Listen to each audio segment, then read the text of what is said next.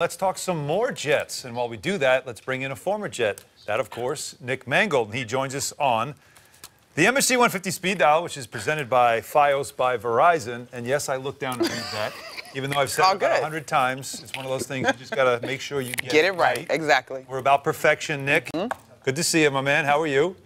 Doing well. How you guys doing? All right, let me ask you this about your experience when you were at the Jets and you're going up against a guy like Rex Ryan and his defense in the practices. And Dowell Loggins today, the offense coordinator of the Jets, talked about going up against Greg Williams and his defense. And that, we all know Greg Williams is not a shy person. He will express his emotions out there on the field. Rex, very similar as well. For you in those experiences, was that fun to want to either shut him down or just to go up against that kind of intensity in practice?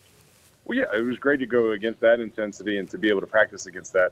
But I think the big thing was that, it made us all better. And yes, you did want to shut them up a little bit. But when they're going at a high intensity and we're going at a high intensity, we're only going to make each other better, and that's going to help us in the season. Earlier, we had some sound, Nick, of Williams talking about culture versus strategy and saying that culture is what makes programs. It's what makes organizations successful and is the reason why he continues to get opportunity. Can you speak to that in terms of a locker room? Oh, definitely. I think a lot of it comes from the coaches, the players, the organization as a whole. You got to be in that winning mindset. And, I think that starts from the top and down to the bottom, where especially with the players, where the veteran guys have to show the younger guys how to get it done and how to go about doing it the right way. The offensive line is always important no matter what the team is. If you don't have a good offensive line, you could have as much skill talent as you have.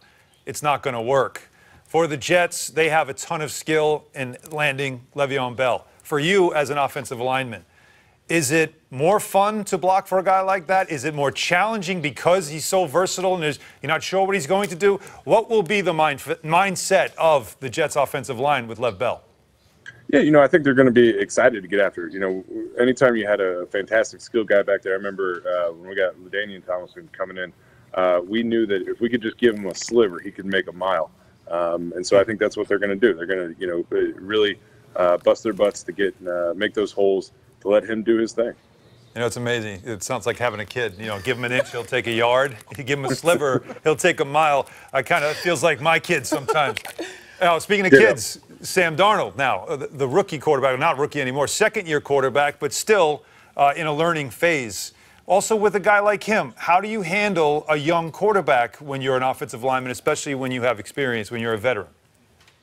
I think the big thing is making sure that you're on the same page. You've now been introduced into the offense.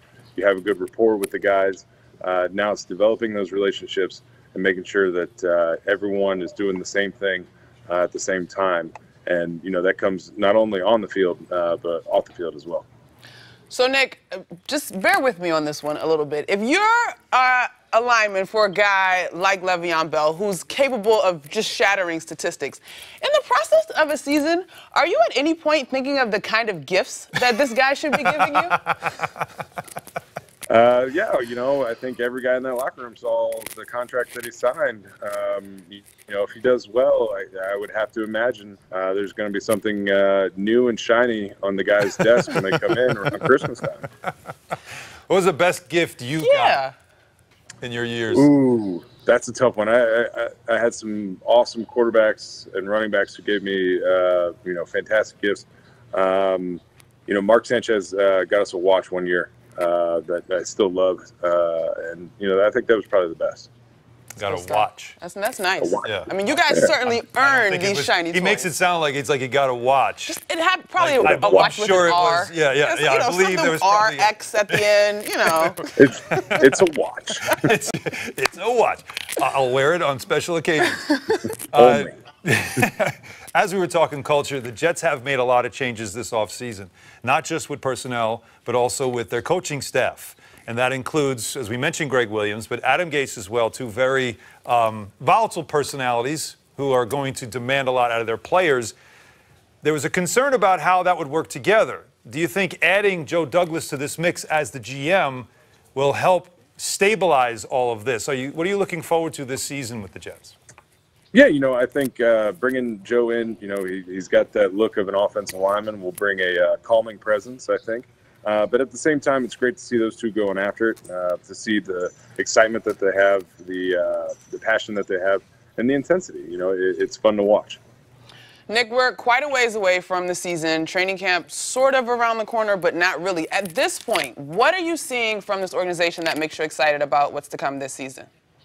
You know, I was able to catch one of the OTA practices and seeing the different reports that come out, but it looks like they're getting a good grasp on the offense. Looks like Sam's, you know, churning and burning with that playbook, and the defense seems to be flying around. So I think they're at a good start. You know, once pads gets on and you get to start hitting a little bit, we'll really see. But, you know, I think they're laying a good groundwork. Nick, great to see you. Great to talk to you. You look terrific in retirement, and that beard is still Pro Bowl level. Oh, man. I do what I can. I appreciate that. For more great videos from the MSG 150, check out right there. And remember, our show is on Monday through Thursday, 8 to 10:30 p.m. on MSG Network and MSG Go.